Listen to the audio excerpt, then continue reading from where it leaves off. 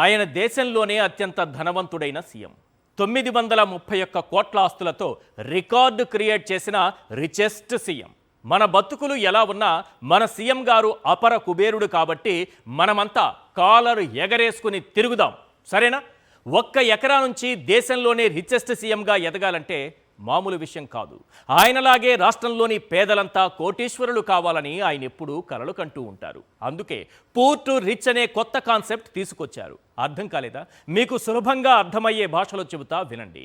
ఆయన గారిలాగే పేదలంతా 931 కోట్లకు ఎదిగేలా ప్రణాళికలు రూపొందించారు. త్వరలోనే ఈ బ్రహ్మాండమైన కాన్సెప్ట్తో మీరందరూ 931 కోట్ల రూపాయలతో ధనికులు కాబోతున్నారు. అందుకే సార్ మా చంద్రబాబు గారు మీ పెన్షన్లు పీకేసింది. అందుకే సార్ మీరు కాళ్ళు లేని వారైనా కళ్ళు లేని వారైనా కఠినంగా వ్యవహరిస్తోంది. పెన్షన్ కోసం కాళ్ళు ఈడ్చుకుంటూ రోడ్డెక్కుతారా? ఎండల్లో వానల్లో నిలబడి నిరసన తెలుపుతారా? ఒక్క పెన్షన్ కోసం కళ్ళు లేకుండా కన్నీళ్లు పెట్టుకుంటారా? రోడ్డెక్కి దేహి అని ప్రాధేయపడతారా? ఆయన గారు ఈ రాష్ట్రంలోని ఒక్కో పేదవాడికి కనీసం 931 కోట్లు సంపాదించుకునే అవకాశం కల్పిస్తుంటే జస్ట్ పెన్షన్ కోసం రోడ్డెక్కడమేంటి సార్? ఒక్కటి మాత్రం నిజం, ఆయన ఎన్ని వందల కోట్లైనా సంపాదించవచ్చు.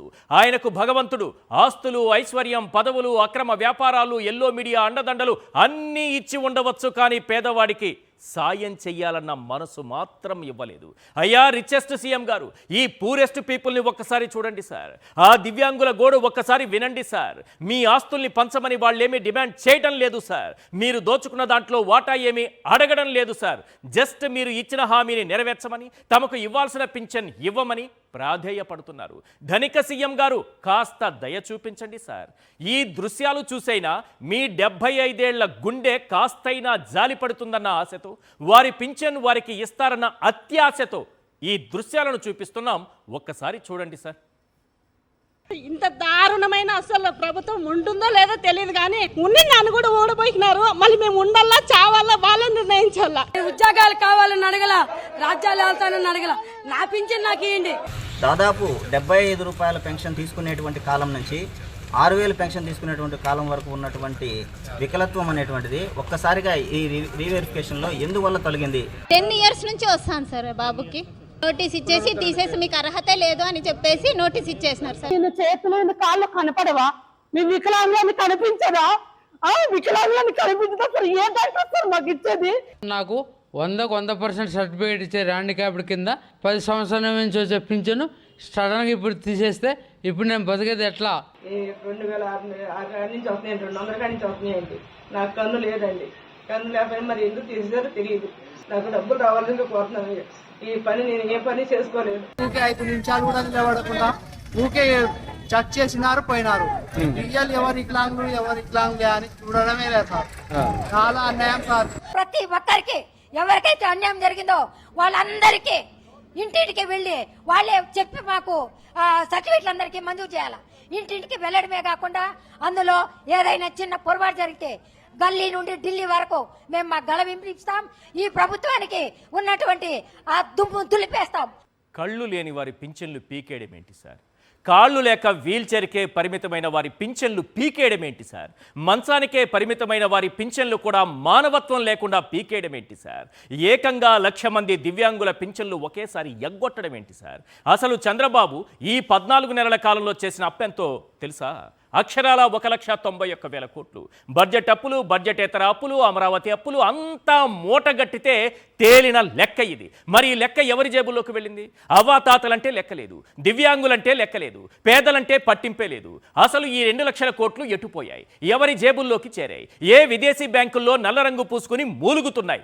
చెప్పండి సార్ అని మీకు ఓటేసి మీ చేతిలో మోసపోయిన మహిళలు, రైతులు, యువకులు, విద్యార్థులు, దివ్యాంగులు ప్రశ్నిస్తున్నారు. ఆ డబ్బంతా ఎవరి జేబుల్లోకి వెళ్ళిందనే దానికి త్వరలోనే సమాధానం దొరుకుతుంది. కానీ అత్యంత ధనిక సీఎంగా చంద్రబాబు ఎలా దొరికిపోయారో ఒక్కసారి స్క్రీన్ పైన చూడండి. అత్యంత ధనిక సీఎం పేదవారికి, వికలాంగులకు పింఛన్ ఇవ్వకుండా కన్ను తీసి చూపిస్తోంది కదా ఓ మహిళ. వారికి కూడా పింఛన్లు పీకేసినటువంటి మనసున్న మహారాజు గారి ఆస్తులు ఒక్కసారి చూడండి. మన రిచెస్ట్ సీఎం దేశంలోనే, ఆయన పాలనలో మనం ఉన్నామంటే ఆ స్థాయిలోనే మనం కూడా బ్రతుకుతామని చాలామంది ఆశపడ్డారేమో. మరి మన రిచెస్ట్ సీఎం గారిని ఒక్కసారి స్క్రీన్ పైన చూడండి. 931 కోట్లతో దేశంలోనే అత్యంత ధనిక సీఎంగా రికార్డులకెక్కినటువంటి రిచెస్ట్ సీఎం మన చంద్రబాబు నాయుడు గారు. ఏడీఆర్ ఇచ్చినటువంటి రిపోర్టు ప్రకారం, ఆయన గారు ఎన్నికల సమయంలో ఇచ్చినటువంటి అఫిడవిట్ ప్రకారం అధికారిక ఆస్తులు మాత్రమే, నొక్కి చెబుతున్నా ఇవి అధికారిక అఫిడవిట్ ఆస్తులు మాత్రమే. పోనీ చంద్రబాబు నాయుడు గారి తరువాత ఈ దేశంలో ఏ ముఖ్యమంత్రి 931 కోట్లు కాకుండా కనీసం 900 కోట్లతో సెకండ్ ప్లేస్లో ఎవరైనా ఉన్నారేమో చూద్దామని బోతద్దం పెట్టి వెతికినా ఇంత రిచెస్ట్ సీఎం దేశంలో లేరు.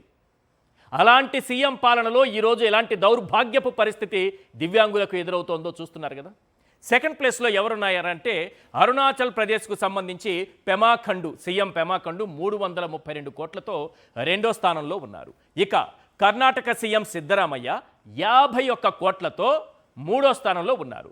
931 కోట్లు ఎక్కడ, రెండో స్థానంలో ఉన్న 332 కోట్లు ఎక్కడ, 51 అనేది మూడో స్థానంలో సిద్ధరామయ్య 51 ఉంటే రెండో స్థానంలో ఉన్న వాళ్ళు 60 కోట్లు ఉంటారు. మొదటి స్థానంలో ఉండేవాళ్ళు ఒక 70 కోట్లు ఉంటారు. కానీ ఒక్క చంద్రబాబు నాయుడు గారు మాత్రమే 931 కోట్ల రూపాయలతో రికార్డు క్రియేట్ చేశారు. మరి వారి పాలనలోనే ఈరోజు అవ్వాతాతలో అవస్థలు పడుతోంది, దివ్యాంగులు అవస్థలు పడుతోంది. నెక్స్ట్ 4వ ప్లేస్లో నాగాలాండ్ సీఎం నెయిఫియర్ రియో 46 కోట్లతో 4వ స్థానంలో ఉన్నారు.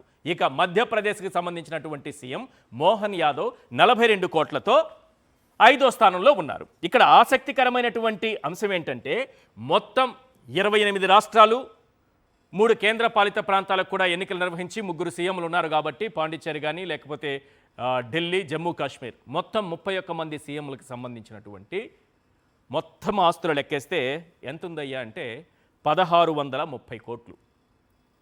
యావరేజ్ తీసుకుంటే దాదాపు 54 కోట్ల యావరేజ్ వస్తుంది. ఇవన్నీ పక్కన పెడితే 1630 కోట్లలో 931 కోట్లు ఒక చంద్రబాబు నాయుడు గారిదే. ఒక్క చంద్రబాబు నాయుడు గారిదే 931 కోట్లు. మిగతా వాళ్ళందరిది కలిపితేనే ఇది 1630కి చేరుకుంది. ఈ 931కి వీళ్ళందరివి కలపాలి. మొత్తం ఎంతమంది? 31 మంది సీఎంలది. మరి అలాంటి సీఎం పాలనలో ఈరోజు ఎలాంటి దౌర్భాగ్య పరిస్థితి? ఒకవైపు 1,91,000 కోట్లు అప్పులు తెచ్చారు. మన సీఎం ఏమో 930 కోట్లతో రిచెస్ట్ సీఎంగా చాలా ఖ్యాతి గడించి మొదటి ప్లేస్లో ఉన్నారు. మరి 930 కోట్ల ఆస్తులతో చంద్రబాబు పట్టుబడ్డారని, ఆయనకు పేదలంటే చిన్న చూపని, వారికి ఇవ్వాల్సిన పింఛన్లు కూడా ఎత్తేస్తారని, ఆయనకు అసలు మనసే లేదని, మానవత్వం లేదని ఇష్టం వచ్చినట్లు వాగేకండి. ఆయన చాలా విశాల హృదయం గురించి, ఆయనకున్నటువంటి విశాల హృదయం గురించి మనం మాట్లాడుకోవాలి. ఆయనకున్నటువంటి దయార్థ హృదయం గురించి మనం మాట్లాడుకోవాలి. ఒక ఎగ్జాంపుల్ చెప్తాను, వినండి. ఆయన్ని మీరు ఇప్పుడైనా నమ్మండి, ఆయనకి విశాల హృదయం ఉందని, దయార్థ హృదయం ఉందని నమ్మండి. నేను ఒక ఎగ్జాంపుల్ చెప్తాను. ఏంటో తెలుసా? ఐటీ పాలసీ ముసుగులో 99 పైసలకే ఎకరా భూమి ఇచ్చేస్తున్నారంటే ఆయన ఎంత దయార్థ హృదయుడు, అవునా కాదా? మీరే చెప్పండి. రాష్ట్రంలో ఎక్కడైనా ఏ సెంటర్లో అయినా మీకు ఎకరా భూమి 99 పైసలకు ఇస్తున్నారంటే బాబును మించిన మనసున్న మహారాజు ఈ దేశంలో మరెవ్వరూ లేరని మనం అర్థం చేసుకోవాలి. అసలు మానవత్వం అనేదే లేకుండా దివ్యాంగుల పింఛన్లు ఎత్తేయడం ఒక ఎత్తైతే, అలాంటి దివ్యాంగులపై దొంగలని ముద్ర వేయడం, దొంగ పింఛన్లు తీసుకుంటున్నారని అవమానించడం మరో ఎత్తు. అక్రమ సంపాదన కంటే మించింది కాదు ఇది. మరి వారిని ఎందుకు అవమానిస్తున్నారు? ఎందుకు ఈ రకంగా వారి గురించి మాట్లాడుతున్నారు? 930 కోట్లు మనం అధికారికంగా సంపాదించుకుందే కావచ్చు, కానీ పింఛన్ కోసం 15,000, 10,000, 6,000 పింఛన్ తీసుకునేటటువంటి వాళ్ళని దొంగలు అని ముద్ర వేయడం 931 కోట్లు ఆస్తి కలిగినటువంటి సీఎం గారికి తగునా? ఏమన్నారో ఆ దివ్యాంగుల గురించి, 930 కోట్ల అధికారిక ఆస్తులు కలిగినటువంటి మన రిచెస్ట్ సీఎం గారు ఏమన్నారో ఒక్కసారి వినండి సార్. నేను ఒకటే చెప్తున్నాను, వికలాంగులు కాని వాళ్ళను కూడా వికలాంగులు చేసి పింఛన్లు ఇచ్చారు, దొంగలకు పింఛన్లు ఇచ్చారు. నేను ఆలోచించేది, నేను ఇచ్చే పింఛన్లు ఈ ప్రభుత్వం యొక్క కష్టార్జితం పేదవాళ్లకు దక్కాలి. పేదల ముసుగులో దొంగ పింఛన్లు ఇస్తే వాళ్ళందరినీ తీసేసి తిరిగి మీకే ఇస్తాం తప్ప వేరే వాళ్ళకు కాదని హామీ ఇస్తున్నా. నేను ఒకటే చెప్తున్నాను, వికలాంగులు కాని వాళ్ళను కూడా వికలాంగులు చేసి పింఛన్లు ఇచ్చారు, దొంగలకు పింఛన్లు ఇచ్చారు. నేను ఆలోచించేది, నేను ఇచ్చే పింఛన్లు నా ఈ ప్రభుత్వం యొక్క కష్టార్జితం పేదవాళ్లకు దక్కాలి. పేదల ముసుగులో దొంగ పింఛన్లు ఇస్తే వాళ్ళందరినీ తీసేసి తిరిగి మీకే ఇస్తాం తప్ప వేరే వాళ్ళకు కాదని హామీ ఇస్తున్నా. నేను ఇప్పుడు ఆ కన్నీళ్లు చూసాం, వాళ్ళందరూ దొంగలని ముద్రేశారు చంద్రబాబు నాయుడు గారు. ఓటేసిన పాపానికి వారికి దొంగలు అనే ముద్ర తగిలించారు మన రిచెస్ట్ సీఎం గారు. ఎంత విశాల హృదయం ఉండాలి ఆ విధంగా దొంగలని మాట్లాడడానికి. అసలు చంద్రబాబు నాయుడు గారు 931 కోట్లతో ఎలా మొదటి స్థానంలో నిలబడ్డారు? రెండో స్థానంలో ఉన్న వ్యక్తి దరిదాపుల్లో కూడా లేరు, 330 కోట్లకు ఉన్నారు. మూడో స్థానం ఉన్నటువంటి సిద్ధరామయ్య గారు అయితే కేవలం 50 కోట్లతో ఉన్నారు. ఒక్క మన ముఖ్యమంత్రి గారు మాత్రమే 931 కోట్లతో దేశంలోనే రిచెస్ట్ సీఎంగా పేరు గడించారు. అటువంటి రిచెస్ట్ సీఎం హయాంలో, ఆయన పాలనలో ఈరోజు ఎలాంటి దౌర్భాగ్యపు స్థితిలో ఉన్నారో చూడండి. అవ్వాతాతలు కానీ, దివ్యాంగులు కానీ, అన్ని వర్గాలకు ఇదే దుస్థితి. అసలు చంద్రబాబు నాయుడు గారు 930 కోట్ల సీఎం ఎలా అయ్యారు? దివ్యాంగుల పట్ల ఆయనకున్నటువంటి మనసేంటి? ఆయన విశాల హృదయం గొప్పదని చెప్పుకోవడానికి 99 పైసలకి 1 ఎకరా భూమి ఎవరెవరికి ఇస్తున్నారు? దాని మాటున జరుగుతున్నటువంటి వ్యాపారం ఏంటి? తెచ్చినటువంటి 1,91,000 కోట్ల రూపాయల అప్పులు 14 నెలల కాలంలో చేసినటువంటి అప్పులన్నీ ఎవరి జేబుల్లోకి వెళ్ళాయి? ఈరోజు పేదవారికి, దివ్యాంగులకు పింఛన్ ఇవ్వడానికి కూడా మనసు రాని ఈ ప్రభుత్వానికి ఈ 1,91,000 కోట్లు ఎక్కడికి వెళ్ళాయంటే సమాధానం చెప్పగలుగుతుందా? ఈ అంశాలన్నిటిపైన మనం మాట్లాడదాం. ఇవాళ చర్చలో పాల్గొంటున్నారు ఎంఆర్ పాషా గారు, సీనియర్ అనలిస్ట్, అలాగే మేరుగ నాగార్జున గారు, మాజీ మంత్రివర్యులు, వైఎస్ఆర్సీపీ నాయకులు, అలాగే దుర్గారెడ్డి గారు, వైఎస్ఆర్సీపీ స్టేట్ దివ్యాంగుల విభాగం ప్రెసిడెంట్, వారు కూడా మనతో పాటు జాయిన్ అయ్యారు. సార్ నాగార్జున గారు, ఒక రిచెస్ట్ సీఎం పాలనలో మనం ఉన్నాం. 930 కోట్లతో దేశంలోనే ధనిక సీఎంగా పేరు పొందినటువంటి ఒక సీఎం పాలనలో పేదలకు, దివ్యాంగులకు ఈ దౌర్భాగ్యం ఎందుకు వచ్చింది? పింఛన్ల కోసం రోడ్డెక్కాల్సినటువంటి దౌర్భాగ్యం ఎందుకు ఏర్పడింది? సార్ నమస్కారం సార్, అందరికీ నమస్తే. ఈరోజు ఆంధ్రప్రదేశ్ చరిత్రలో ఒక రకంగా చీకటి రోజులు సార్. ఎందుకంటే జగన్మోహన్ రెడ్డి గారు ముఖ్యమంత్రిగా రాక పూర్వం చంద్రబాబు నాయుడు గారు ముఖ్యమంత్రిగా ఉన్నప్పుడు ఈ రాష్ట్రంలో 39 లక్షల పెన్షన్లు ఉండేవి సార్ మొత్తం. అవును. మేము వచ్చిన తర్వాత 66 లక్షల పైగా పెన్షన్లు ఈ రాష్ట్రంలో పేద ప్రజలు ఎలిజిబిలిటీ ఉన్న ప్రతి వారికి వచ్చాయి. అవును. పర్టికులర్ గా దివ్యాంగులకైతే ఎలిజిబిలిటీ అనేది ఒక క్రైటీరియా. ఎట్లా అంటే డాక్టర్ సర్టిఫికేట్ ఇవ్వాలి, రికగ్నైజ్డ్ డాక్టర్ దాని సర్టిఫికేట్ ఇవ్వాలి. అది ఒక ప్రొసీజర్. ఏ డాక్టర్ అనామక డాక్టర్ ఇచ్చేది కాదు. అది కూడా సదరన్ క్యాంపులు ఈ రాష్ట్రంలో ఇది వరకు మేము అధికారం లేనప్పుడు 51 సదరన్ క్యాంపులు ఉండేవి. కానీ మేము వచ్చిన తర్వాత 171 సదరన్ క్యాంపులు పెట్టి చాలా ప్రెస్టేజియస్ గా ఈ రాష్ట్రంలో పేదవారైనటువంటి ఈ దివ్యాంగులు, పుట్టుకతో గుడ్డివాళ్ళు, వృద్ధులు, వికలాంగులు అందరికీ పెన్షన్లు ఎలిజిబిలిటీ ప్రకారం ఇచ్చినటువంటి చరిత్ర జగన్మోహన్ రెడ్డి గారికి. ఎందుకంటే ఈ సామాజికంగా ఈ ఈ ఈ దివ్యాంగులు, ఈ పెన్షన్దారులు వాటి మీదే ఆధారపడి బ్రతికేవాళ్ళు.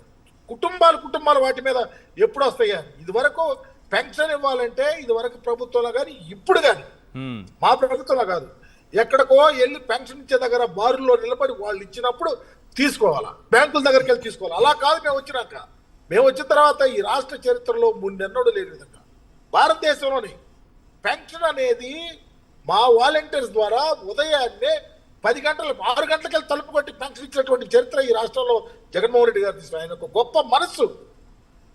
ఈ సమాజంలో పుట్టుకతో వృద్ధులకు, గుడ్డివారిగా, కాళ్ళు చేయి లేని వాడిగా ఉన్నటువంటి వారికి ఒక మనోధైర్యం కల్పించినటువంటి ప్రభుత్వం మాది.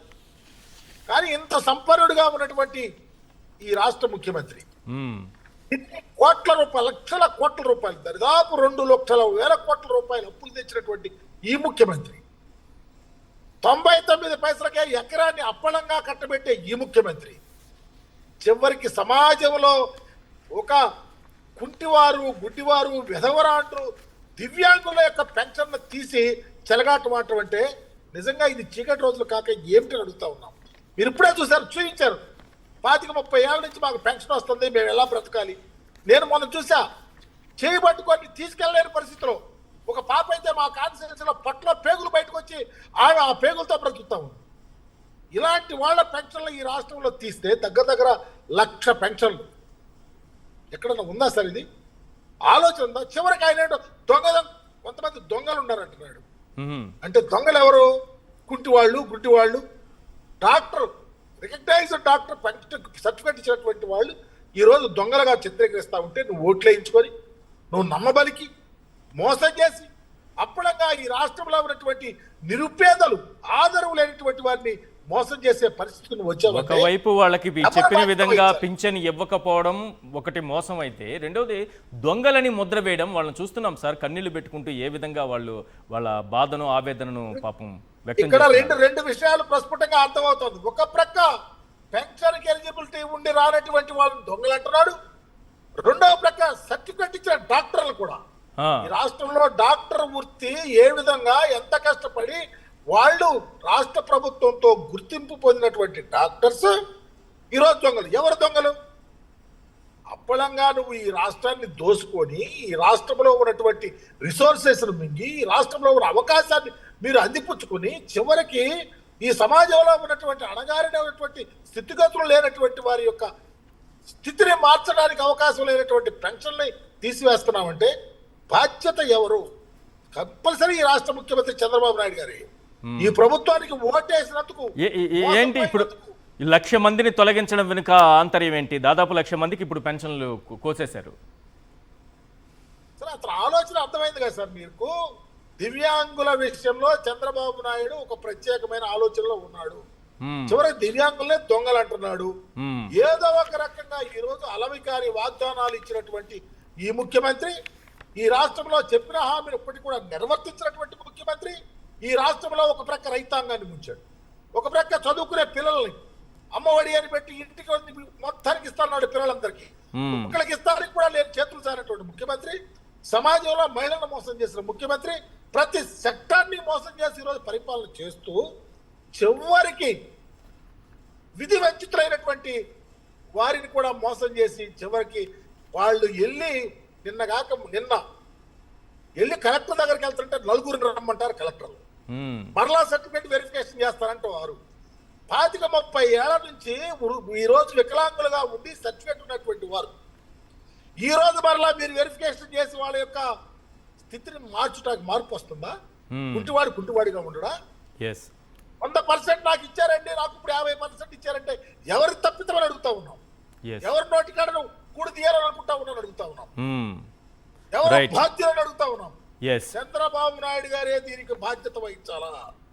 మేము చెప్తా ఉన్నాం, జగన్మోహన్ రెడ్డి గారు 66 లక్షల పెన్షన్లు ఇచ్చాడు ఈ దేశంలో. ఈ రాష్ట్రంలో ఏ ముఖ్యమంత్రి అంత మ్యాగ్నానిమిటీగా, అంటే మ్యాగ్నానిమిటీ ఎలిజిబిలిటీ ఉన్నాడు. నేను ఒకటే అడుగుతా ఉన్నా చంద్రబాబు నాయుడు గారిని, మీరు ముఖ్యమంత్రి 4 నెలలు అయింది, ఒక్క కొత్త పెన్షన్ ఇచ్చారా అని అడుగుతా ఉన్నా. ఒక్క కొత్త పెన్షన్ ఎందుకు ఇయ్యలేకపోతారు అడుగుతా ఉన్నా. లేరా పెన్షన్ ఎలిజిబిలిటీ ఉన్న వాళ్ళు? ఎక్కడ ఆలోచన లేదు సార్. చంద్రబాబు నాయుడు గారికి కానీ వారి ప్రభుత్వానికి కానీ ప్రభుత్వంలో మంత్రులు కానీ ఎంత అవకాశం అందినంత పుచ్చుకోవటం, ప్రజలను మోసం చేయటం తప్ప వేరే ఆలోచన లేదు సార్. రైట్. దుర్గారెడ్డి గారు, అసలు ఏం జరుగుతోంది? ఒక రిచెస్ట్ సీఎం పాలనలో ఉన్నటువంటి మనం వాళ్ళు ఇచ్చిన హామీ కానీ గతం నుంచి పెన్షన్లు పొందుతున్న వాళ్ళకి కానీ ఈరోజు దాదాపు 1,00,000 మందికి వాళ్ళ జీవితం మీద వాళ్ళ పొట్ట మీద కొట్టేటటువంటి దౌర్భాగ్య పరిస్థితి ఏర్పడింది. ఏం జరుగుతోంది అసలు రాష్ట్రంలో? ఈ దివ్యాంగులకు ఇంత అన్యాయం ఎందుకు చేస్తున్నారు? Point number 1. పాయింట్ నెంబర్ 2, మనమేమి మామూలుగా లేం కదా, 99 పైసలకే భూములు గట్టపెట్టేస్తున్నాం కదా ఉన్నోడికి. పేదోళ్ళకి ఇవ్వడానికి ఎందుకు మనసు రాదు మా సీఎం గారికి? ముందుగా ఈశ్వర్ గారు మీకు నమస్కారం. నమస్తే. మరి అదేవిధంగా మా పెద్దలు నాగార్జున గారికి, మరి స్టూడియోలో ఉన్నటువంటి విశ్లేషకుల గారికి కూడా నా నమస్కారాలు సార్. నమస్తే. ఈరోజు రాష్ట్ర వ్యాప్తంగా మా పెద్దలు చెప్పినట్టుగా చీకటి రోజులే కాదు సార్, రెడ్ బుక్ రాజ్యాంగం నడుస్తుంది. ఈ రెడ్ బుక్ రాజ్యాంగం కూడా వికలాంగుల మీద, వికలాంగుల పైన కూడా రెడ్ బుక్ రాజ్యాంగం ఉంటుందా? వికలాంగుల పైన కూడా రెడ్ బుక్ రాజ్యాంగం ఉందా? ఏదో రాజకీయ కక్ష సాధింపులకే కదా? ఖచ్చితంగా నడుస్తుంది సార్. ఎందుకంటే మా యొక్క బాధలను తెలియజేసుకోవడానికి కలెక్టర్ గారికి మెమరాండం ఇచ్చి ఏది 75 రూపాయల నుంచి కూడా పెన్షన్ తీసుకున్న వాళ్ళని ఈ రోజు అనర్హులుగా ప్రకటిస్తున్నారు సార్. 75 రూపాయల నుంచి పెన్షన్ తీసుకున్న దరిదాపుగా 25 సంవత్సరాల నుంచి పెన్షన్ తీసుకున్న వాళ్ళని ఈ రోజు సడన్ గా వాళ్ళు ఎలాగ అనర్హులు అవుతారని మాకు అర్థం కావట్లేదు సార్.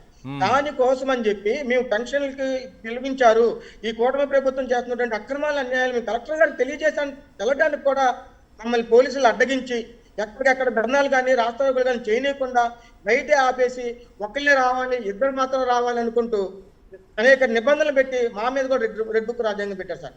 సార్ 2 నిమిషాలు టైమే ఉంది, ఎందుకంటే చాలా బాధాకరమైన విషయం సార్.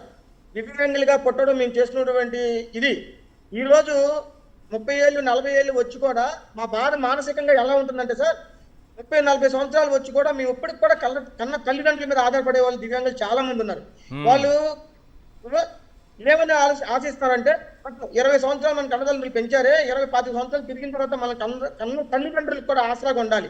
కానీ ఆ పరిస్థితి లేకుండా ఇప్పటికి కూడా వాళ్ళ మీద ఆధారపడుతున్నామంటే ఎంత దీనమైన బాగా మానసిక క్షోభ అనిపిస్తాం అనేది ఒక దివ్యాంగులకు మాత్రమే తెలుస్తుంది సార్. అటువంటి దివ్యాంగులని ఈ రోజు పెన్షన్ల మీద ఆధారపడి వాళ్ళ జీవనం దాని మీద సాగిస్తా ఉంటుంటే సార్, దానికి కూడా మన రాష్ట్ర ప్రభుత్వం దానికి కూడా అడ్డుబాటు వేసి సంపద సృష్టిస్తుంది. అంటే దివ్యాంగులకు ఇచ్చే పెన్షన్లు కోతబెట్టి అదే సార్ సంపద. ఈ రోజు సార్ నేను ఎన్ని జిల్లాల నుంచి నాకు ఫోన్లు చేసి వాళ్ళ బాధలు చెప్పుకుంటా ఉంటుంటే నిజంగా మనిషి అనేవాడు ఎవరైనా మనసున్నవాడు చెల్లించిపోతాడు సార్. ఇప్పుడు మీరు చూపిస్తున్నట్టుగా వీడియోల్లో కనీసం నడవలేని వాళ్ళు చూసారా, అలా పడుకోన్నాడు, పసిపిల్లవాడు పడుకోనున్నాడు, అతనికి కూడా అన్యాయం చేశారు. ఎట్లా మనసు అంటే దేవుడు మనకి కళ్ళు ఇచ్చాడు కదా, కళ్ళు ఇస్తే కళ్ళతో చూస్తుంటే అది వికలాంగుడు కాదా అని కనబడుతుంది సార్. వీల్ చైర్ లో వచ్చి ఒక మనిషిని బొదాన్ని వేసుకుని వస్తుంటే సార్ ఎంత దీనంగా ఉందంటే వాళ్ళని రీవెరిఫికేషన్ సార్. అదే సార్ వీళ్ళు చేసేది, వాళ్ళకి రీవెరిఫికేషన్ అంటే కళ్ళకి కనబడుతూ ఆ మూతున వాళ్ళ 2-3 పోలీసులు పట్టుకొని లాక్కెళ్తున్నారు, పక్కన పెడుతున్నారు. ఇటువంటి వాళ్ళని కూడా పేరుతోటి మానసిక క్షోభకు గురి చేస్తూ ఒక మహిళ ఆవేదన ఒక్కసారి వినిపించే ప్రయత్నం చేస్తాను సార్, దానిపైన కూడా రియాక్ట్ అవ్వండి. ఒక మహిళ తన కన్ను కోల్పోయినటువంటి మహిళ ఆవేదన టైం ఇస్తే సార్ నా దగ్గర ఫోటోలు కూడా ఇంకా ఉన్నవి, చూపించండి. తప్పకుండా ఒకసారి ఆ బయట ప్లే చేయండి. 2006 నుంచి వస్తున్నాయి, 200 కాడి నుంచి వస్తున్నాయండి. నాకు కన్ను లేదండి, కన్ను లేకపోయినా మరి ఎందుకు తీసేసారో తెలియదు. ఇంట్లో బయటకు వెళ్తా కూడా ఇబ్బంది కాక కన్నుతోటి ఈ కన్ను కూడా మస్తు వచ్చేసింది, ఈ కన్ను కూడా సరిగ్గా కనిపించట్లేదు, కళ్ళతో పెట్టుకుంటే కనిపించేది. మీరు ఏమన్నా కానీ మీరు ఎట్లా చేస్తారో నాకు తెలియదు. మీ దయచేసి డబ్బులు రావాలని కోరుకుంటున్నాను. బుద్ధ ప్రసాద్ గారు కూడా చెప్పుకుంటున్నాను, కన్నుందా లేదా అనుకుంటున్నాను కదయ్యా, మీ కన్ను కూడా లేదయ్యి, నాకు కన్ను కూడా లేదయ్యా, నాకు ఇది కన్ను ఎట్టా ఉందా, కన్ను కూడా లేదయ్యా. నేను చూసి దయించి నా యందు మీరేమనుకున్నా కానీ నా విన్నపం మన్నించి నాకు న్యాయం చేయాల్సిందిగా కోరుకుంటానయ్యా. కళ్ళు లేని వాళ్ళ కళ్ళల్లో కన్నీళ్లు తెప్పించగలిగినటువంటి గొప్ప మనసున్న ప్రభుత్వం అనిపిస్తోంది. చాలా మాది మంచి ప్రభుత్వం అని చెప్తారు కదా, నిజంగానే చాలా మంచి ప్రభుత్వం అనిపిస్తోంది. దుర్గారెడ్డి గారు 100% సార్, ఇది చాలా అంటే చాలా మంచి ప్రభుత్వం. ఎలాగంటే ఒక కూటమి నాయకులకి పేదలకి నమ్మి ఆ రోజు 3,000 రూపాయలు ఇస్తున్న పెన్షన్ 4,000 రూపాయలు ఇస్తామని చెప్పి మోసం చేసి 6,000 రూపాయలు పెన్షన్ 6,000 చేస్తామని చెప్పి పూర్తిగా దివ్యాంగులకి 15,000 రూపాయలు చేస్తామని చెప్పి నమ్మించి మోసం చేసి ఓట్లు వేయించుకోండి సార్. ఈ రోజు మమ్మల్ని అందరినీ నడి రోడ్డు పాలన చేశారు సార్. ఈ రోజు ఎక్కడ ఏ జిల్లాలో దరిదాపుగా గత ప్రభుత్వంలో 8,16,316 పెన్షన్లు ఇస్తుంటే ఈ రోజు దాన్ని 6 లక్షల చిల్లరకు కుదించారు సార్. 62,10,969 పెన్షన్లు చేసి దరిదాపుగా 4,14,900 పెన్షన్ తొలగించేశారు సార్. ఇందులో ఓన్లీ వికలాంగులకి సార్, ఆ వికలాంగులకి ఏదైతే ఉందో 8,13,316 పెన్షన్లు మేము ఇస్తుంటే గవర్నమెంట్ లో, గత గవర్నమెంట్ లో జగన్మోహన్ రెడ్డి గారి గవర్నమెంట్ లో ఈ రోజు 1,00,000కు పైగా నోటీసులు ఇచ్చారు సార్. 1,00,000కు పైగా నోటీసులు ఇచ్చడమే కాకుండా వాళ్ళందరినీ కూడా దొంగలు చిత్రీకరించారు. ఇప్పుడు మేము ఒకటే అడుగుతున్నాం సార్, గత ప్రభుత్వంలో డాక్టర్లు ఎవరైతే సర్టిఫికేట్ చేసి ఇచ్చారో మరి వారందరూ దొంగల దుడ్డులు తీసుకొని ఆ రోజు ఇచ్చారా? అంటే ఒక డాక్టర్లు దొంగలు అంటున్నారా, లేదంటే ఈ రోజు పెన్షన్లు తీసుకుని మమ్మల్ని దొంగలు అంటున్నారా సార్? ఎవరు సార్ దొంగలు? ఈ రోజు ఇసుక మాఫియా అని, లిక్కర్ మాఫియా అని చెప్పి కోట్ల రూపాయలు విలువైన భూములని, గవర్నమెంట్ భూములని, ప్రభుత్వ భూములని 99 పైసలకి రూపాయలకు అమ్ముకుంటున్న వాళ్ళు సార్ దొంగలు. మాకు మానసికంగా శారీరకంగా వికలాంగమైనటువంటి మేమే దొంగలా సార్? ఈ రోజు మమ్మల్ని ఎంత మానసిక క్షోభ గురి చేస్తున్నారంటే మావేదన కలుగుతుంది సార్. మేమేమి చేయలేని నిస్సాయ స్థితిలో ఉన్నాం. మీ మీద ఆపి పెట్టి బతుకుతున్నారు ఆ వికలాంగులు అందరూ కూడా, వాళ్ళని కూడా మానసిక క్షోభకు గురి చేస్తున్నారు సార్ ఈ కూటమి ప్రభుత్వం.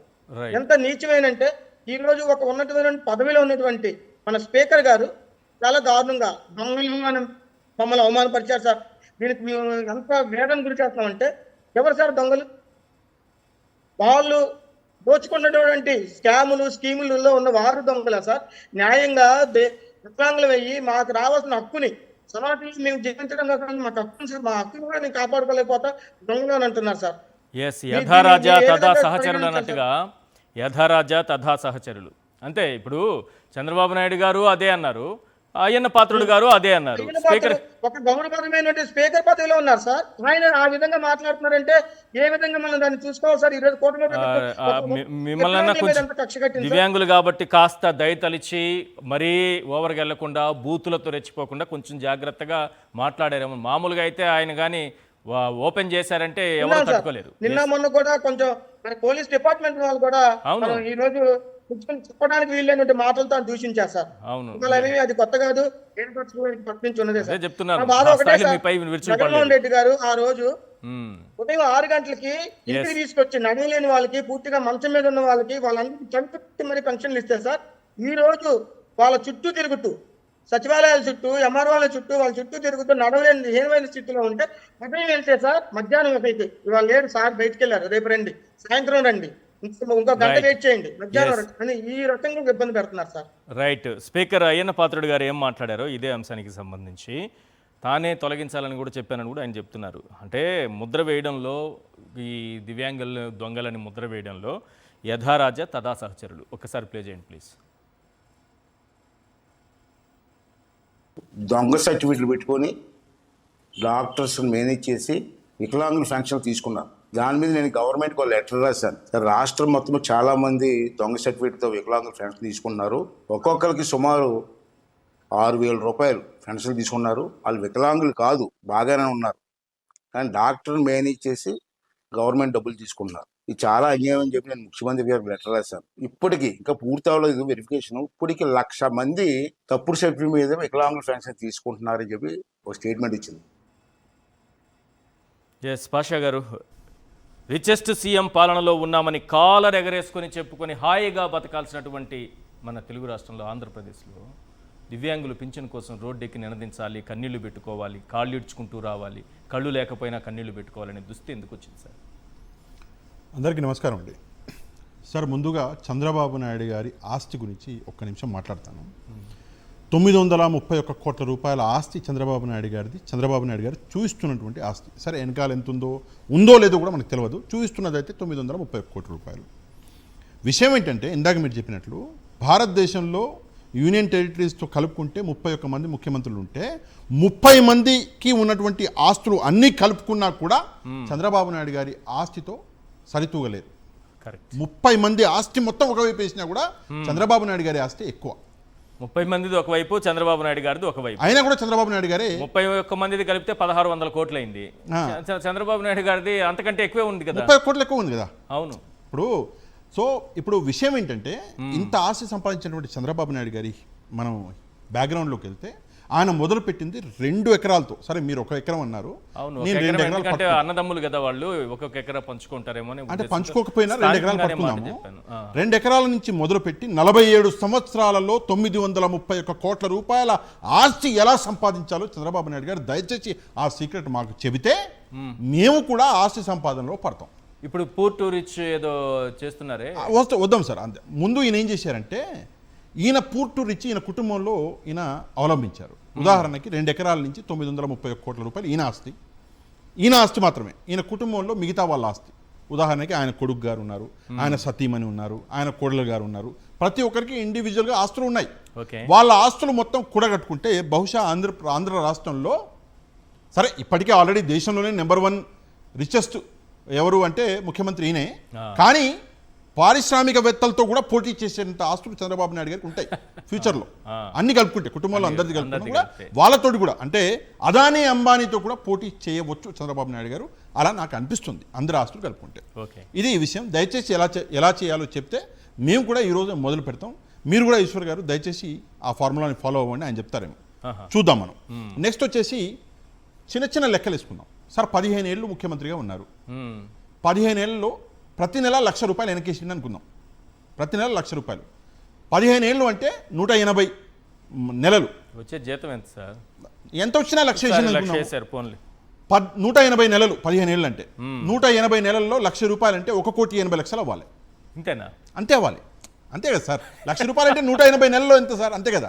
సరే ఆయన పెన్షన్లు వస్తున్నాయి, అది కూడా వేసుకుందాము, అదొక 2 కోట్లు వేసుకుందాం. అయినా కూడా ₹3,80,00,000 మించి ఆయన ఆస్తి ఉండకూడదు. ఎందుకంటే రాజకీయ నాయకుడు వేరే వ్యాపారాలు చేయడానికి లేదు కదా, అవును, చేస్తే అది క్రైమ్ కదా. కరెక్ట్. మరి అలాంటప్పుడు 3,80,00,000కి మించి ఉండకూడదు. మరి ఎట్లుంది ఈయనకి అంత ఆస్తి? ఎట్లొచ్చింది? ఏదైనా మిరాకిల్ జరిగిందా? ఎందుకంటే మీరు వ్యాపారమా చేయలేదు, ఎందుకంటే మీరు రాజకీయ నాయకుడు. మరి ఇంత ఆస్తి ఎలా కూడగొట్టగలిగారు? దయచేసి చంద్రబాబు నాయుడు గారు సమాధానం చెప్పాలి. ఇక నెక్స్ట్ దివ్యాంగులు, వికలాంగుల పరిస్థితి. సార్ ఈరోజు మన దౌర్భాగ్యం ఏంటంటే ₹4,000 పెన్షన్ కోసం, కేవలం ₹4,000 పెన్షన్ కోసం ఒక వ్యక్తి తనని తాను చంపుకున్నాడు. తనని తాను 4,000 కోసం, 40 లక్షలు కాదండి, ₹4,000 కోసం ఉరి వేసుకున్నాడు చెట్టుకి. అది కూడా ఎక్కడంటే ఎంపీడీఓ గారి ఆఫీసు పక్కన ఉరి వేసుకున్నాడు. ఎందుకో తెలుసా సార్ మీకు? భార్యకి మొహం చూయించలేకపోయాడు. ఇంటికి వెళ్తే ఖర్చులున్నాయి, నా భార్య ఖర్చులు నేను అసలు ఆలోచిస్తుంటే నిజంగా కళ్ళల్లో నీళ్లు తిరుగుతున్నాయి. ఈరోజు అది పరిస్థితి. ఆయన ఉరి వేసుకున్నాడు. ఎంత ఘోరం! సత్తెనపల్లిలో ఆ ఘోరం అనేది జరిగింది.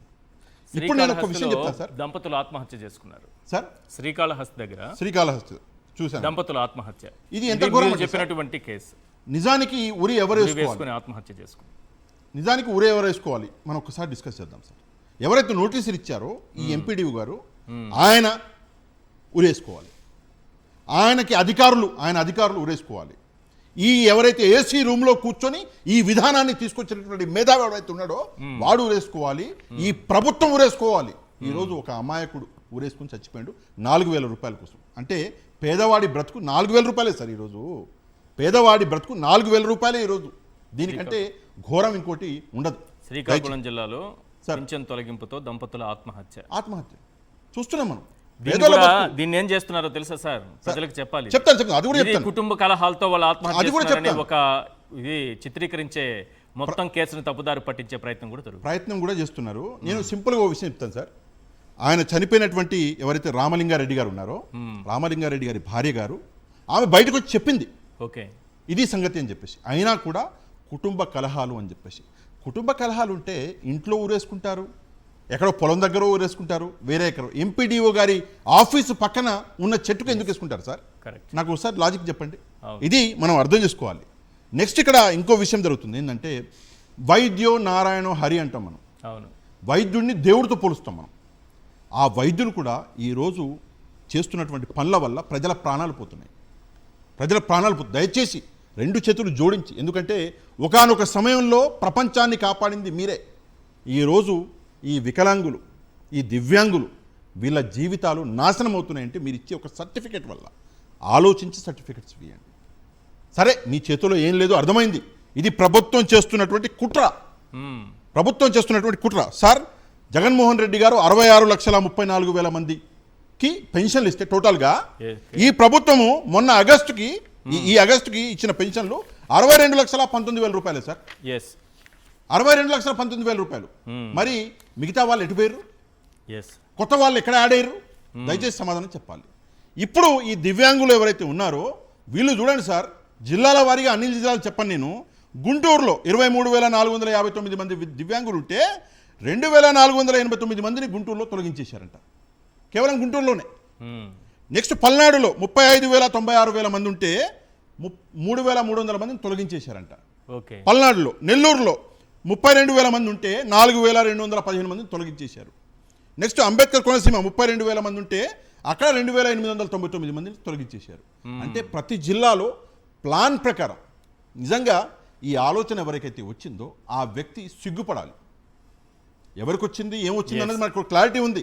ఆ వ్యక్తి సిగ్గుపడాలి, నిజంగానే సిగ్గుపడాలి. నెక్స్ట్ వచ్చేసి మీరు చేస్తున్నటువంటి వృధా. మీరు డబ్బులు లేవు అని చెప్పేసి ఈరోజు దివ్యాంగులు, వికలాంగుల పొట్టకొట్టే ప్రయత్నం చేస్తారు కదా. అక్కడికి మనకు చట్టం ఉంది సార్. ఏం చట్టం ఉంది?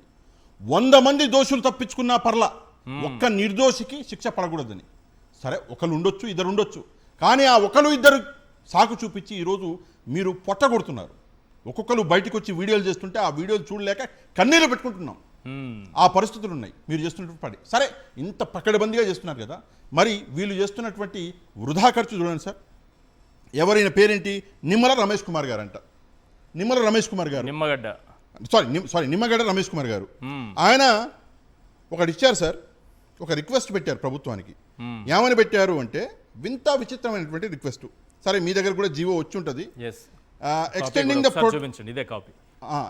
The protocol facility to all former state election commissioners as state guests. అంటే పాత ఎలక్షన్ కమిషనర్స్ ఎవరైతే ఉన్నారో, ఎవరైతే రిటైర్ అయిపోయారో వాళ్ళందరికీ స్టేట్ గెస్టుల్లాగా పరిగణనలోకి తీసుకోవాలి అని చెప్పేసి ఆయన ఒక రిక్వెస్ట్ పెడితే, హడావుడిన అదేదో మంటలు అనుకున్నట్టు ప్రభుత్వం ఇమ్మీడియట్గా ఏం జీవో ఇచ్చింది, the government after due consideration hereby orders that the protocol facility shall be extended to all former state election commissioners as state guests. దేనికండి అంటే దీంట్లో ఖర్చు అవ్వదా సార్? అంటే నాకు తెలియగలుగుతున్నా కాదు, ఎందుకు ఇవ్వాలి? ఇక్కడ ఇవ్వడానికి, వీళ్ళకి ఇవ్వడానికి ఏమో డబ్బులు లేవు దానికి సీఎం దగ్గర. ఇక్కడ ఒక లాజిక్ మనం వీళ్ళకి మాత్రం ఇవ్వండి, ఇవ్వద్దని ఎవరు చెప్పరు. అది మీరు ఏ ప్రోటోకాల్ ఇస్తారో, ఎంత ఖర్చు పెడతారో పెట్టండి. ఇక్కడ మనసు రాదు. కానీ నిమ్మగడ్డ రమేష్ కుమార్ గారికి ఏంటి ఆయన మీద ప్రత్యేకంగా, అంటే అందరు కమిషనర్ల పేరు ముసుగు తగిలించవచ్చు, కానీ ప్రత్యేకంగా నిమ్మగడ్డ రమేష్ కుమార్ గారి మీద ఏంటి అంత ప్రేమ? నిమ్మగడ్డ రమేష్ కుమార్ గారి పేరు చెప్పంగానే మీకేం గుర్తొస్తుంది? నాకు చాలా గుర్తు. ఒకటి చెప్పండి సార్, మెయిన్ ఫస్ట్ చెప్పండి. ఎలక్షన్ నిర్వహణలో అయిపోయా ఎవరి కోసమో వాయిదాల మీద వాయిదాలు వేసుకుంటూ, కరోనా ఉన్నప్పుడేమో పెడతానంటారు, కరోనా లేనప్పుడు పెట్టను అంటారు. ఈ విధంగా ఇబ్బందులు పెట్టినటువంటి వ్యక్తిని ఆయన పైన ఆరోపణలు ఉన్నాయి. నేను చెప్తాను అనుకోండి, ఎవరి కోసమో కాదు సార్, ఏం ఆరోపణ ఉందో చెప్తాను. ఇంకా ఉన్నాయి. చంద్రబాబు నాయుడు గారి కోసం ఆరోపణ నేను చెప్తాను. చంద్రబాబు నాయుడు గారి కోసం తన సామాజిక వర్గానికి చెందినటువంటి వ్యక్తులకు ఆరోపణ నేను చెప్తాను. మళ్ళీ తన సామాజిక వర్గానికి చెందినటువంటి వ్యక్తులకి మంచి చేకూర్చడానికి కరోనా సాకు చూపించి ఎలక్షన్లనే వాయిదా చేసినటువంటి వ్యక్తి. సరే, ఇక ఆయనకి హిస్టరీ చాలా ఉందిలేండి, చెప్పుకుంటా పోతే మన ఈ ప్రోగ్రామ్ 2 గంటలు చేయాలి. ఎందుకు వాలంటీర్లు అవ్వాతాతలకు పెన్షన్ అందించకూడదని కోర్టుకెళ్ళి మరి ఆర్డర్స్ తీసుకొచ్చిన గొప్ప మానవతావాది ఆయనే. తరువాత అవ్వాతాతలు ఎండల్లో నిలబడి, క్యూలో నిలబడి పెన్షన్ల కోసం కిలోమీటర్ల దూరం నడిచెళ్ళి క్యూలో నిలబడి పెన్షన్లు తెచ్చుకొస్తూ ఆ ఎండకు తాళలేక ప్రాణాలు వదిలేస్తే దాన్ని చూసి ఆనందించినటువంటి గొప్ప మానవతావాదని ఆరోపణలు. నాకు సంబంధం సార్, ఇవన్నీ ఆరోపణలు ఒకవేళ నిజమైతే ఈ క్రెడిట్ మొత్తం ఆయనకే వెళ్ళాలి. ఈ క్రెడిట్ మొత్తం ఆయనకే వెళ్ళాలి. నేను చూశాను సార్, ఒక అవ్వ చిన్న మూట బియ్యం అనుకుంటా, ఆమె ఎత్తుకోలేకపోతుంటే ఆమె ఏం ఇట్లా లాక్కుంటూ వెళ్ళింది. ఆ వీడియో మీరు కూడా చూసుంటారు. సిగ్గుపడాలి మనం. ఆ వ్యక్తి ఒక్క చిన్న రిక్వెస్ట్ చేయగానే నేను ఒక విషయం చెప్తాను సార్, ఫ్రీగా వర్క్ చేశారా వీళ్ళు? శాలరీ తీసుకున్నారుగా, మీరు శాలరీ తీసుకునే వర్క్ చేశారు కదా. సరే, అట్లాంటప్పుడు మీరు అందరికి ఇవ్వండి. ఎంపీటీసీలు, జడ్పీటీసీలు, ఎమ్మెల్యేలు, మంత్రులు, ఎక్స్ మంత్రులు అందరూ ఎంతమంది చేశారో అంతమందికి ప్రోటోకాల్ ఇవ్వండి. దమ్ముంటే చూద్దాం. అంతమందికా ఇస్తారా? వాళ్ళేం ప్రజలకు సేవ చేయలేదా? వీళ్ళేం స్పెషల్గా ఊడిపడ్డారా? స్పెషల్గా ఊడిపడ్డారు. చాలా మంది ఉన్నారు ఇలాంటి, దాన్ని ఏమంటారు, ప్రజాస్వామికవాదుల ముసుగులో వచ్చిన జీతాలు చాలా మంది ఉన్నారు ఇలాంటి వాళ్ళు. సార్, జీతాలు తీసుకున్నప్పుడు శాలరీ తీసుకుని మీరు వర్క్ చేశారు. అవును, ఫ్రీగా ఏం చేయలేదు. ఆయన ఫ్రీ సర్వీస్ ఏం చేయలేదు. అట్లాంటప్పుడు మీకు ఎందుకు ఈ స్పెషల్ కన్సిడరేషన్ చెప్పండి? చంద్రబాబు నాయుడు గారికి తెలియాలి. మరి రేపు పొద్దున్న సరే ఈయన స్పెషల్ కన్సిడరేషన్ ఇచ్చారు, మిగతా వాళ్ళకు కూడా ఇవ్వాలి కదా. ఒక చిన్న విషయం చెప్పి ముగిస్తాను సార్. డబ్బులు వృధా ఇలా చేస్తున్నారు. ఈ నిమ్మగడ్డ గారి ఏదైతే రిక్వెస్ట్ ఉందో డబ్బులు వృధా. ఇంకో వృధా చెప్తాను. ఇందాక మీరు చెప్తూ ఆగిపోయారు. 99 పైసలకి కోట్లాది రూపాయల భూమి, అది కూడా 1 కోటి 2 కోట్లు 100 కోట్లు 200 కోట్లు కాదండి, వేల కోట్ల రూపాయల భూమి ఉర్సాగాళ్ళకి చేస్తున్నారు. ఆ ఉర్సాగాడు ఎవడు అని చెప్పేసి డోర్ అది అడ్రస్ తీసుకొని పోయి డోర్ కొడితే ఆ డోర్ ఇంతే ఉంది, ఆ ఫ్లాట్ ఇంతే ఉంది. హైదరాబాద్ లో ఫ్లాట్ తీసుకున్నారు, హార్డ్లీ ఒక 7,000-8,000 రెంట్. అప్పుడు మీరు అడ్డుకున్నారు, మీలాంటి వాళ్ళందరూ వచ్చి మాట్లాడారు, జర్నలిస్టులు మాట్లాడారు, ప్రజాస్వామికవాదులు మాట్లాడారనే దానికి ఒక లిఫ్ట్ అనే ఒక పాలసీని తీసుకొచ్చి ఇప్పుడు ఎవరికైనా ఇచ్చేస్తాం, ఎటువంటి ఉర్సాగాళ్ళైనా ఇచ్చేస్తామని అంటున్నారు. అంటే మీరు డైరెక్ట్ గా ఉర్సాగాళ్ళు ఉడతగాళ్ళు ఎవరైనా సరే డైరెక్ట్ గా తినేస్తాం అంటున్నారు, అంతేనా? డైరెక్ట్ గా పాలసీ సార్, గవర్నమెంట్ పాలసీ, ప్రజాధనాన్ని గవర్నమెంట్ పాలసీ పేరు కూడా పాలసీ గవర్నమెంట్ తీసుకుంది. ఒక పాలసీ ఐటీ డెవలప్మెంట్ కోసం మేము తీసుకున్నామని అంటున్నారు 99 పైసలకి. ఎందుకంటే ఐటీ స్థాయిలో పెద్ద పెద్ద కంపెనీలు ఉంటాయి కదా, వాళ్ళు 99 పైసలకు కూడా ఎకరా కొనే స్థితిలో లేరు. సార్, నేను మీకు ఒక విషయం చెప్తాను. ఉర్సా ఐటీ కంపెనీయా? కాదు. ఉర్సా పెద్ద కంపెనీయా? కాదు. ఉర్సా పేరున్న కంపెనీయా? కాదు. ఉర్సా పెద్ద అంటే ఏదైనా పెద్ద ఇండస్ట్రియలిస్టా? ఉన్నది ఎవరు కాదు కదా, అది ఒక డమ్మీ కంపెనీయా కాదా? డమ్మీ కంపెనీకి ఇచ్చింది, అందుకు ప్రశ్నించాం. రెండవది, సరే డమ్మీ కంపెనీ కాదనుకున్నాం, వాళ్ళ దగ్గర డబ్బులు లేవా సార్? డబ్బులు లేవా? మీరు మీ భూమి ఫ్రీగా ఇచ్చి ఎందుకు చిన్న వాళ్ళు అవుతారు? చెప్పండి, ఇంత ఛార్జ్ చేయండి, తక్కువకి ఇవ్వండి.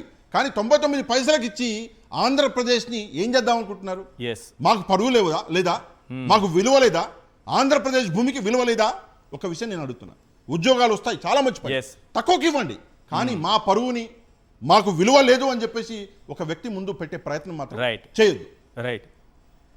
రైట్ దుర్గారెడ్డి గారు, ఈ దివ్యాంగులకేమో ఇవ్వడానికి డబ్బులు లేవంట, కానీ గతంలో ఎలక్షన్ కమిషనర్లుగా పనిచేసిన వాళ్ళకి ప్రోటోకాల్ కావాలంటే ఇమీడియట్గా రాష్ట్ర ప్రభుత్వం మన నిమ్మగడ్డ రమేష్ కుమార్ గారికి ఆ ప్రోటోకాల్ కూడా ఇచ్చేసింది. అంటే ప్రజాధనం తీసుకెళ్ళి వాళ్ళకి ఖర్చు పెట్టడానికి మాత్రం రెడీగా ఉంది, కానీ ప్రజల సొమ్ము దివ్యాంగులకు ఇవ్వడానికి అదేమి సొంత సొమ్ము ఏం కాదు కదా ఇస్తున్నది, ప్రభుత్వం అంటే ప్రజలదే కదా, అది దివ్యాంగులకు ఇవ్వమంటే ఇవ్వలేమంటున్నారు. అదే సార్ కిషోర్ గారు, ఈ ప్రభుత్వం నిమ్మగడ్డ ప్రసాద్ గారికి ఇస్తుంది.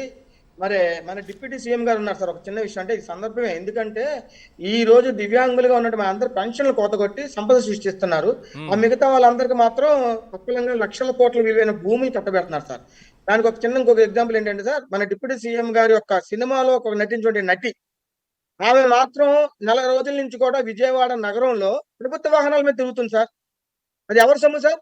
ఈ రోజు వ్యాపారాలు చేసుకొని ఇంకోటి చేసుకొని ట్యాక్సులు కట్టిన మన సొమ్మే. ఆమెకు అసలు ఏం సంబంధం సార్? ఎక్కడ ఏ రాష్ట్రానికి సంబంధించిన ఒక హీరోయిన్ ఈ రోజు ప్రభుత్వ వాహనాలలో 4 రోజుల నుంచి విజయవాడ నగరంలో తిరుగుతూ ఉంటుంటే కూడా ఎవరికి ఏమీ డబ్బులు ఇబ్బంది లేదు సార్. పెన్షన్లు నిజాయితీగా భగవంతుని ఇది మూలంగా దివ్యాంగులుగా పడ్డటువంటి మాలాంటి వాళ్ళకి డబ్బులు ఇవ్వడానికి మాత్రం గవర్నమెంట్ దగ్గర డబ్బులు ఉండవు సార్.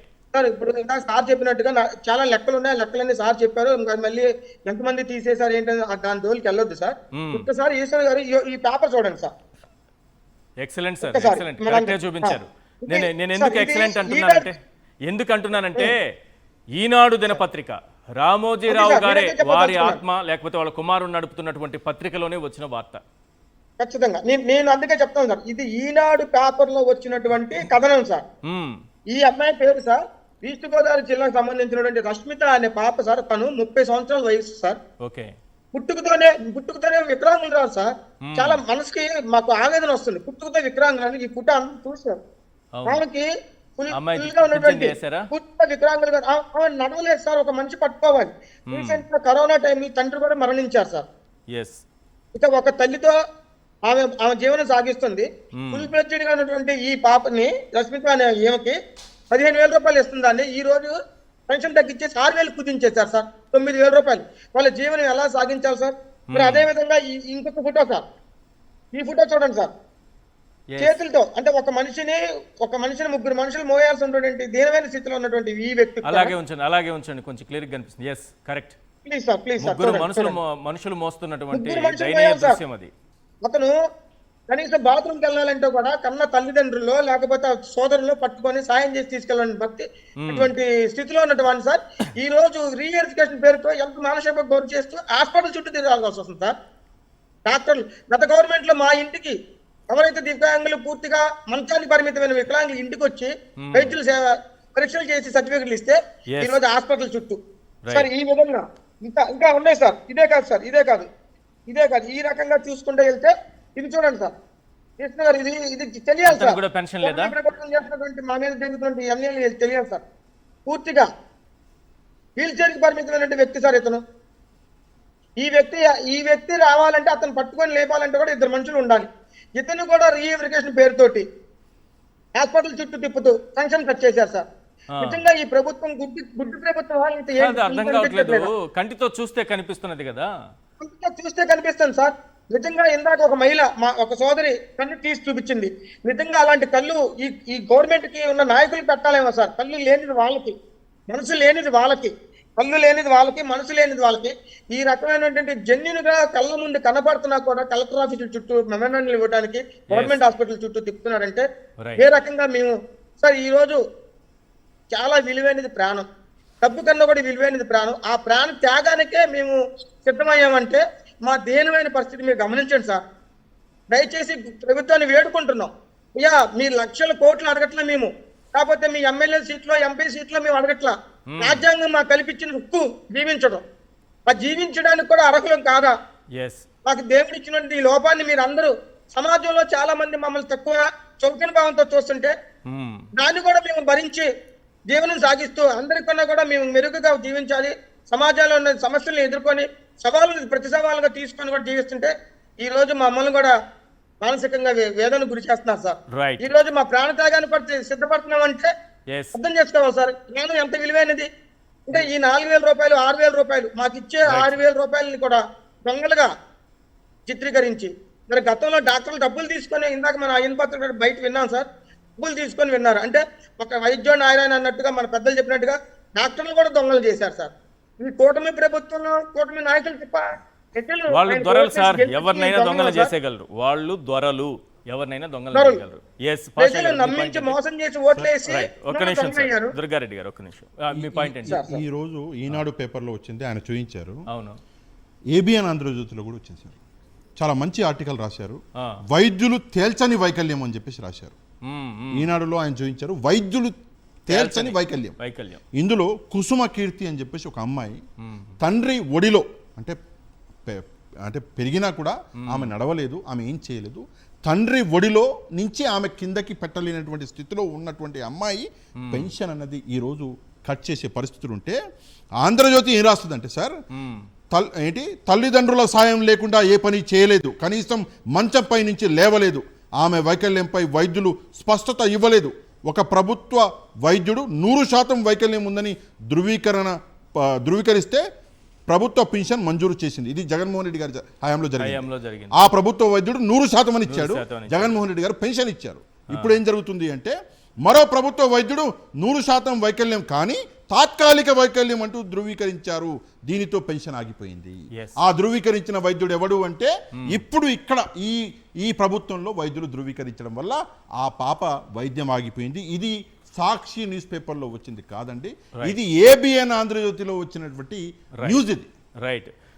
వెంకటరెడ్డి గారు వైఎస్ఆర్సీపీ అధికార ప్రతినిధి మనకు ఫోన్ లైన్లో అందుబాటులో ఉన్నారు. వెంకటరెడ్డి గారు, 99 పైసలకు భూములు ఇచ్చేస్తాం, ఎవరైనా రావచ్చు, ఎక్కడైనా అడగచ్చు, ఐటీ ముసుగులో అందరికీ దోచిపెట్టేస్తాం, ఎకరా 99 పైసలు.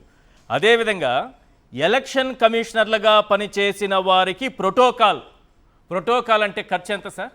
ఎంతమంది ఎలక్షన్ కమిషనర్లు? ప్రత్యేకించి నిమ్మగడ్డ రమేష్ కుమార్ గారు ఒక రిక్విజిషన్ పెడితే దాని మీద వెంటనే ఒక జీవో పాస్ అయిపోయింది,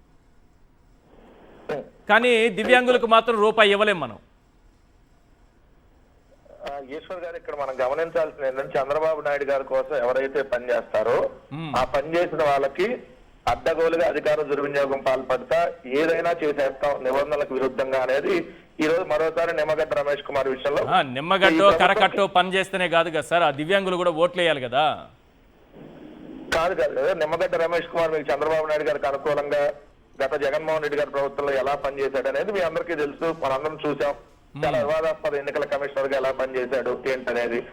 ఇప్పుడు మన రాష్ట్రంలో పనిచేసింది కేవలం ఇప్పుడు ఉన్నది 2 ఎలక్షన్ కమిషనర్లు, ఇద్దరు. ఒకటి నిమ్మగడ్డ రమేష్ కుమార్, ప్రస్తుతం ఉన్నటువంటి నీలం సాహ్ని గారు.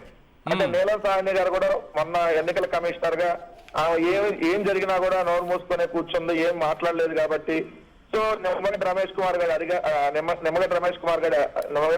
గారు అడిగారు కాబట్టి సో అది ఆమె కూడా ఎక్స్టెండ్ అయ్యింది. మీ పార్టీ జీవితకాలం గుర్తు పెట్టుకోవాల్సిన మరో ఎలక్షన్ కమిషనర్ కూడా ఉన్నారు, మీనా గారు. జీవితకాలం మీ పార్టీ ఉన్నంత కాలం గుర్తు పెట్టుకోవాలి ఈ పేరు, ఎందుకంటే సక్రమంగా ఎన్నికలు నిర్వహించినటువంటి గొప్ప అధికారిగా దేశవ్యాప్తంగా పేరు పొందిన వ్యక్తి అయినా. అదే ఆల్రెడీ ఆయన ప్రభుత్వంలోనే ఇప్పుడు విధులు చేస్తా ఉన్నారు కాబట్టి ఇప్పుడు వీళ్ళకి ఎక్కడికి వెళ్ళినా అంటే ఏమన్నా అంటున్నారు. మరి అలా అన్నప్పుడు మాజీ ఉద్యోగులందరికీ, మరి మాజీ ఎమ్మెల్యేలకి లేదంటే మాజీ ఎంపీలకి వాళ్ళకి కూడా ప్రోటోకాల్ ఉండాలి కదా అప్పుడు, ఎందుకంటే వాళ్ళందరూ కూడా ప్రజెక్టివ్ చేసిన వాళ్ళే కదా. సో ఇక్కడ ఏం లేదు సార్, వాళ్ళు ఇంతకు ఇప్పుడు దివ్యాంగుల అంశం నడుస్తుంది కాబట్టి దీనికి సంబంధించి రిలేటెడ్ గా ఇప్పుడు ఈ రోజు మీరు పత్రికల్లో వస్తే CRDX అంటే క్యాపిటల్ రీజన్ డెవలప్మెంట్ అథారిటీకి సంబంధించి 200 కోట్ల రూపాయలు కేవలం కన్సల్టెంట్ల కోసం 220 కోట్ల రూపాయల కన్సల్టెంట్లు కేటాయించారు ఇప్పుడు ఈ 14 నెలల కాలానికి సంబంధించి. అవును, అదే అంతకుముందు చంద్రబాబు నాయుడు గారి ప్రభుత్వం ఉన్నప్పుడు 2014-19 మధ్య 507 కోట్లు కేటాయించింది. అంటే కన్సల్టెంట్ల పేరుతో దోచి పెడతారు, వాళ్ళకి కావాల్సిన వాళ్ళకి 99 పైసలకి భూములను దోచి పెడతారు. కానీ అర్హులైనటువంటి దివ్యాంగులకు మాత్రం పెన్షన్ ఇవ్వడానికి వాళ్ళకి నోరు రావటం లేదు. నిజంగా రాష్ట్ర వ్యాప్తంగా వ్యవహరిస్తున్నారంటానికి అది ఒక నిదర్శనం. అట్లానే మీరు చూస్తే 29 మంది అడ్వైజర్లు నియమించారు ఈశ్వర్ గారు ఇప్పటి వరకు. 14 నెలల కాలంలో 29 మంది సలహాదారులు ఈ ప్రభుత్వం. ఒక్కొక్క లక్ష రూపాయలు అలవెన్స్ అన్ని కలిపి 4.5 లక్షల రూపాయలు. ఇక్కడేమో 4.5 లక్షల పెన్షన్లు తొలగించారు 14 నెలల కాలంలో. ఇక్కడేమో 14 నెలల కాలానికి వచ్చేటప్పటికి 4.5 లక్షల రూపాయల శాలరీతో 29 మంది అడ్వైజర్లు నియమించారు. రెండు ఇప్పుడు మీకు నిమ్మగడ్డ రమేష్ కుమార్ లాంటి వాళ్ళకి అధికార దుర్వినియోగం. సో ఇవన్నీ చూస్తే ఈ ప్రభుత్వం ఎంత ఒంటెద్దు వెళ్తా ఉంది, పేద ప్రజల మీద ఎంత కక్ష కట్టి వాళ్ళకి కావాల్సిన వాళ్ళని ఏ విధంగా అందరం ఎక్కిస్తుండడానికి ఇది నిదర్శనం. Right, thank you sir. Venkatareddy గారు ఫోన్ లైన్లో మీ అభిప్రాయం తెలియజేసినందుకు. పాషా గారు thank you so much sir. Durgareddy గారు థ్యాంక్ యూ అండి వాళ్ళ చర్చలో పాల్గొన్నందుకు. అలాగే మేరుగ నాగార్జున గారు మాజీ మంత్రివర్యులు పాల్గొన్నారు చర్చలో, వారికి ప్రత్యేకంగా ధన్యవాదాలు. ఇది వాళ్ళ చర్చా కార్యక్రమం. చూస్తూనే ఉండండి సాక్షి టీవీ.